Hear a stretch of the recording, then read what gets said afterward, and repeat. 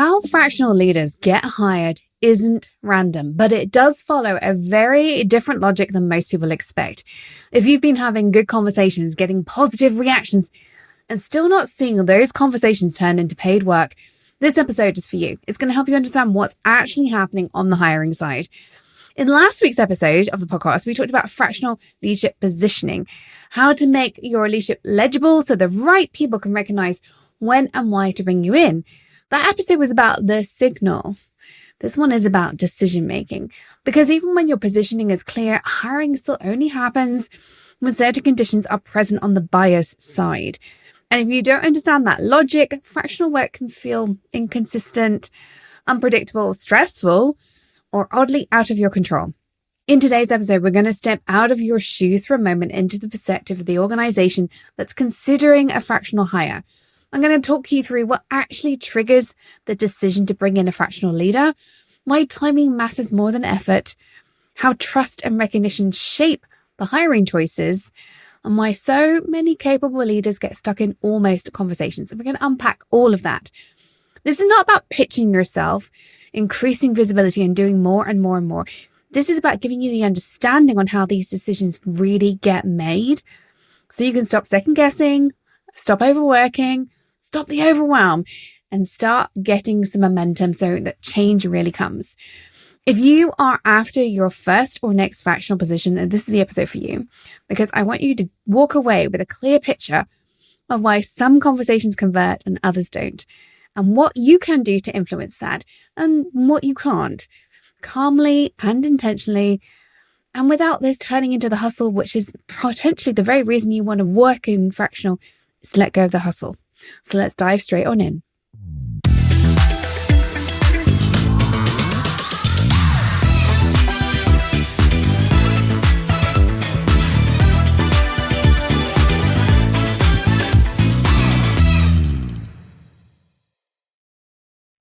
Before we get into the how of fractional leadership and how you get hired and why we need a process, let's talk about what's confusing and what's inconsistent when we're looking from the outside in. One of the most common things I hear from some of the senior women I'm honored and delighted to support is that fractional work is, I'm having good conversations, people are super interested, and then nothing, nada, silence, crickets. You think something's happening and then there's nothing going on. And a lot of the work I do with leaders who are pivoting to fractional is holding them through that. And like, how do we navigate that? What does it look like? To some extent, it's the same thing we do when we're looking at our next senior leadership full-time position. But the problems are different. What works, getting that full-time job, doesn't work in the same way when it's a fractional role because they are different. They've got different needs and concerns. But this situation keeps repeating. And if you're in that situation, I know what it feels like. It's very easy to assume you're doing something wrong, that you need to be clearer somehow, more visible, more persuasive, maybe just do more. In most cases, though, that's not the issue. What's really happening is that fractional hiring decisions don't follow a linear process.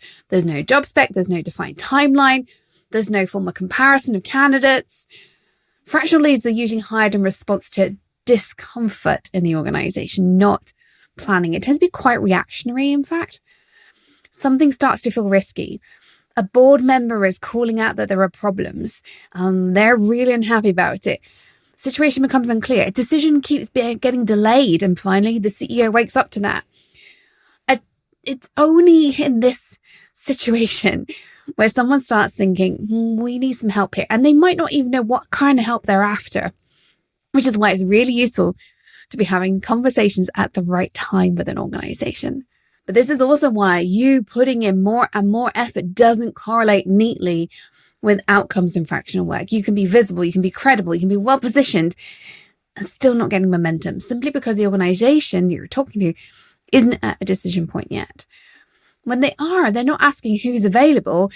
They're often asking unconsciously, who do we trust in a moment like this? Who already understands this kind of situation? Who will help us make sense of this quickly? Some of the fractional opportunities I've had have come about because I have been talking to the right person at the right time. I'm actually the one that's helped them realize a fractional role is the thing that's going to fix the situation for them. And if you can be the one that helps somebody, you immediately jump that hurdle. You are the person that understands the situation. You're the person they immediately trust. You're the person that helps make sense. They might do due diligence and interview a couple of people, but you're already winning. But this is why it feels so difficult and why fractional opportunities seem to not come about. But it's also why they can take weeks or even months. It's not as long as a full-time job. I remember the first executive position I went for in a startup that seemed like it was really nimble took 6 months to negotiate because they needed to finish the round of fundraising they were doing. My role was tied to that. There was no way they could hire me without that. Fractional is not quite the same. It's a smaller amount of money. It doesn't necessarily need as much sign-off from the board. The board should want to vet you if there is a board involved, if there's investors involved. If it's a fractional leadership position of the right caliber, they probably want to meet you. But it's not such a big deal to the company as a full-time executive role. So it will move faster. And if you can be the right person at the right time, things move quickly for you. What you need to realize is what is the context that's shifting. If you are understanding why the company moves from not needing you to needing you, you can predict and be in front of people at the right time. Once you understand this, you're going to understand why some conversations stall without closure, and not make it about yourself and make it about actually you've got more information about that company and when it's worth following up with them. You'll realize why some referrals suddenly resurface out of nowhere and what you can do to push on that, and why timing really matters more than follow-up. This isn't about convincing someone, it's about being recognized at the moment and certainly tips them into action. And ideally being the person that helps them see that you can resolve that uncertainty. So if fractional hiring isn't linear, the next question becomes, what actually triggers the decision to bring in a fractional leader? Across hundreds of conversations, in my opinion, there are 3 conditions I see over and over again when a fractional person makes a lot of sense and then they get hired. It's not tactics, it's not tricks, it's not conditions. The first is problems or risk. Not a theoretical issue, not a nice to have, not something feels off. It's something is going wrong. The team isn't scaling cleanly. The delivery is slowing down. Priorities are competing and no one can quite see why. There is a problem or a risk and there's a discomfort associated with that. There's no urgency at that point. And quite often the urgency is what tips them into, oh gosh, we need you. But more often than not, you need that first condition. There's a problem or risk. It's moved from theoretical. It's moved from that would be lovely to, oh, something's off. Something's really bad here. They need that first. It might not be urgent at this point, but that's the first condition. The second condition is uncertainty about what to do next. And this is when, if you can get the conversation at this point, you're golden, because you can be the person that helps remove some ambiguity here just from having a casual chat with them. This is the moment where internal capability has hit a limit. The company has gone, oh gosh, we don't know what to do. The decisions are stalling and that holds the company up. Leaders may know that something needs to change, but they're not confident about the sequence of decisions that need to be made, the trade-offs involved. Don't get me started on leaders who say, oh, the trade-offs, we don't do trade-offs. All the downstream impact of getting it wrong, right? This is where fractional needs become valuable. And if you can be the person in front of the decision makers at this point, you can immediately start helping them. And if you're the one helping them, you're going to be first on that list. So that second condition, uncertainty about what to do next, has to be in place for them to decide they need somebody like you. But the third condition is recognition. This is subtle and requires 1 and 2. It's subtle and misunderstood. Recognition doesn't mean your visibility. It doesn't mean posting frequently, reminding people you exist. There is a place to follow up. So don't get me wrong. I'm a big believer in following up. But what it does mean is that your name comes to mind. They recognize you're the person to solve their problems. Not as someone who's always available, but as someone who is relevant to the problem they're facing right now. So you might have had a conversation with them 6 months ago, but you put a little nugget in their head about, hey, if, when, how, these problems, I solve them. Have a conversation with me when you're ready. It's where timing and trust intersect. So the reason for the follow-ups is actually to keep yourself relevant is actually to gently remind them of some of the things you've seen that might be relevant to them, so that when they recognize that they've got an issue, they pattern match and think of you, right? You want someone to remember a conversation, a perspective, a past moment of clarity and think, we need to bring her in.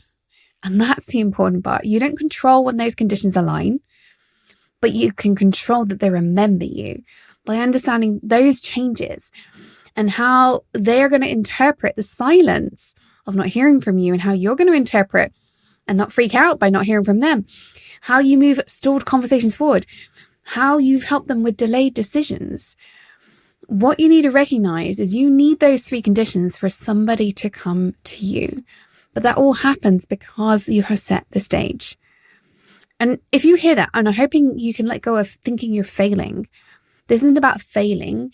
It's about recognizing 3 conditions have to be in place for the right company to come to you. And so it's not about pushing hard on your existing network. It's about making sure the people in your network, 1, are the kind of companies that at some point would benefit from you. And 2, they see you and they know you're the person to go to when things aren't quite right. Once you understand those conditions, the next question becomes, why do some of us get hired, get that call, while other fractional leaders stay on the sidelines, even when we're just as capable? So if you're seeing others getting hired fractionally and thinking, God, why didn't they reach out to me? That's what happened to me. I was like, I'm perfect for that. Why did they not reach out to me? The answer isn't that those leaders are more visible. It's not that they're constantly pitching.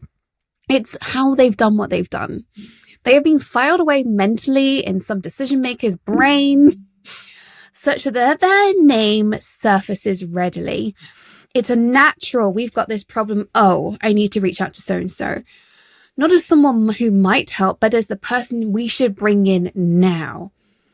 It's about recognizability. It's about this problem means this person, which is why you need to know your positioning statement that we were talking about last week. If you haven't listened to that, head back 1 episode in the process, episode 288, if I'm right. Go back. I'll make sure the link is in the show notes. Go and listen to that. But make sure you have your positioning statement. Make sure you know what your value add is. The reason why an organization needs you. Organizations need to know that when they have this problem, you add this value, right? And then the ideal is that when that happens, you are associated with this specific type of problem, a particular stage of growth or transition, or a moment when decisions start to feel risky. So when that moment arises, the organization doesn't start a search. They remember you are cheaper. Ultimately, a small organization doesn't want to spend money on fancy recruiters. They would always prefer to leverage their network, right? And they're also time poor. So they might be like, in an ideal world, we'd interview 10 candidates, but you know what? We got 1 person. Let's just go get her, right? They are going to remember you. That's the goal here. It's why referrals are so different from exploratory conversations. In a referral, someone is saying, here's a capable person. They're saying, this is who you should call when you're dealing with this. And in an ideal world, you've already had the conversation where they're thinking, right? If you are getting referred, you want the person to say, you're dealing with this. This is the person. You do not want them saying, hey, she's great. Go and talk to her. If they can, if a referrer can shortcut for you from capable to you've got this problem, you need this person, that really matters because they're under time pressure. They've got ambiguity. They've got fatigue. They need an answer yesterday. They don't want to evaluate options. They just want somebody to say, here's what you do, right? So if you can get somebody to assume that you're credible, experienced, and available, but not too available, the opportunities will naturally follow. You've got to remember that fractional hiring is not just following somebody being credible, somebody being experienced. It is about somebody being able to answer quickly. Is this the moment to bring this person in because they've got risk, they've got ambiguity, they need decisions to be made? And is this the right person for this moment? If you can check, you are going to be the only candidate on the table. They don't want to be looking at lots of people. Sometimes they do, don't get me wrong. But if you can be that top person in that moment, you're recognized as relevant, you immediately go to the top of the pile. At this point, it's worth just slowing down, looking at what happens in practice, because it's really a neat, formal process that we go through. And there's often not a clear brief. One of the things I found is that sometimes as a potential fractional leader, what you're doing is scoping out the work for them. Yeah, I'm always a little bit hesitant here and say, if it's too much, you should probably get paid for the scoping exercise. But potentially one of the first things you do is you say, this is what I'm going to be responsible for. This is the scope of work. This is what I'm going to deliver. But it all starts with a conversation. Someone mentions a challenge in passing, and all my senior roles have been landed this way. Challenges, I'm like, hey, let's have a chat about that, and solve problems for them. Whether it's been a fractional role or a full-time executive role, all my major roles have come that way. Because when a decision feels heavier than it should, or a situation isn't quite broken, but it's uncomfortable, nothing happens. But if you can pop in at that moment, it might be that it's weeks after the issue, sometimes months, and then you come in and you shift something, or you've had a conversation and then something shifts. Suddenly a deadline is looming for them. The risk becomes harder to ignore. A team reaches capacity. And suddenly that conversation you had a while back comes into focus. You solved a problem. You made a suggestion. And suddenly it's like, oh gosh, this is opportunity out of nowhere. But that's not actually what happened. What happened is you sowed a seed potentially months ago, and you are top of mind because they're looking for somebody who can solve this problem. From your perspective, and certainly if you're looking at other folks, it looks very sudden.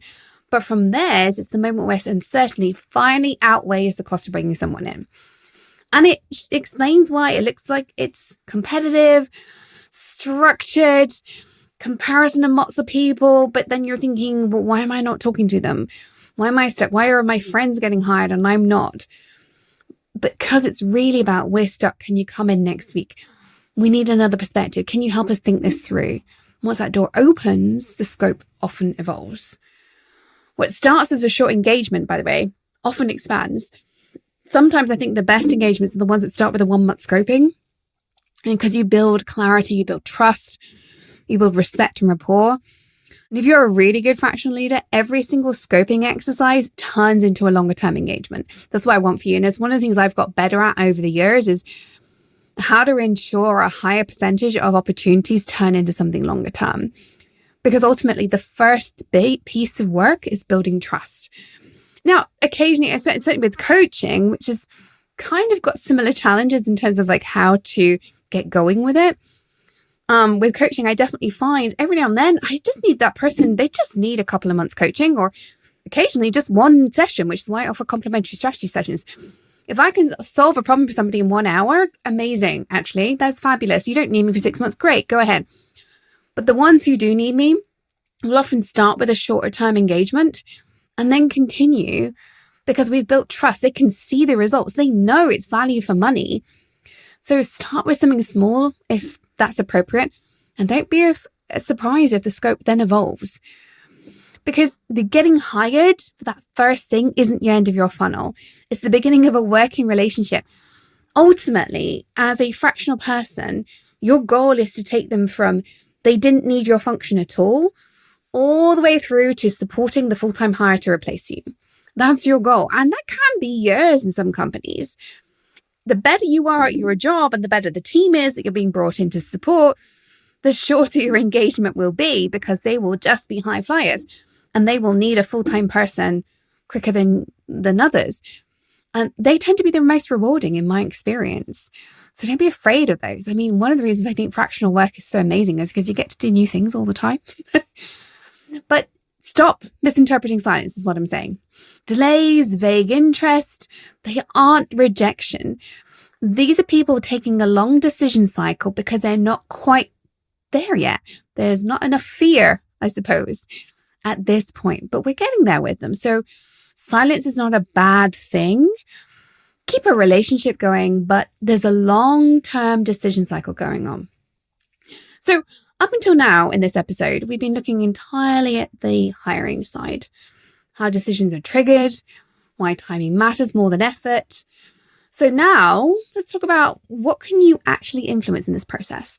Because while you don't control when an organization reaches a decision point, you do influence how easy it is for them to choose you in particular when you get there, right? Fractional leaders who get hired more consistently tend to reduce uncertainty for the buyer. They make it easier for someone to say, this is the right moment. This is the right person for this moment. This is where many of us get stuck, not because we lack experience, but because we're sending the wrong signals. We're sending, we're available, we've got capacity, I'm willing to help. Yay. Can come across a little bit desperate, not necessarily. What you actually need to signal to be memorable is judgment, perspective, decision clarity. You are going to make their lives easier. Being willing to help, that's nice. You aren't saying, I'm definitely going to make your life easier.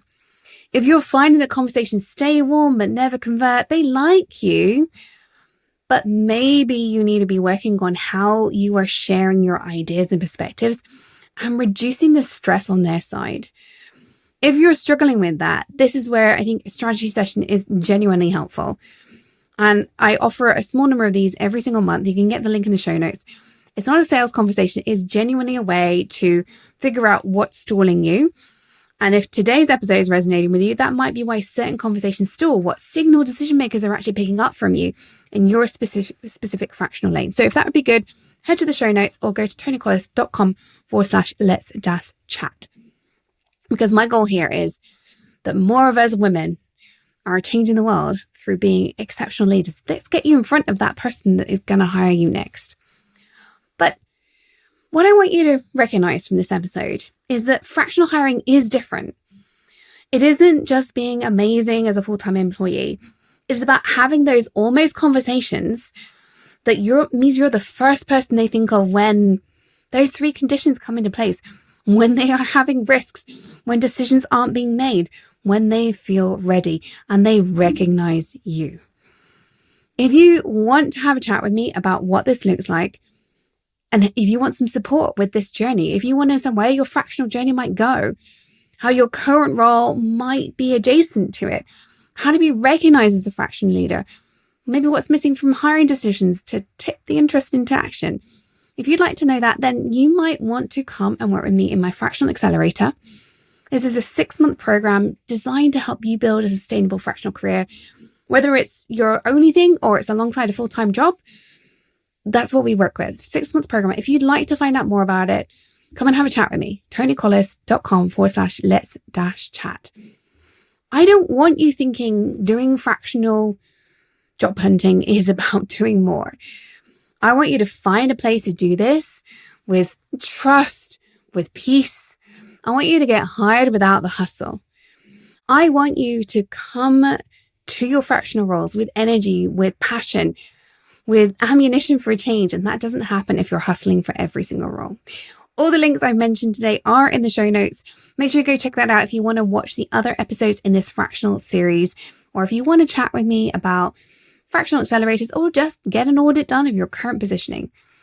Remember this, if fractional work feels harder than it should, it's rarely because you're missing experience. I can pretty much guarantee you're not if you're listening to this podcast.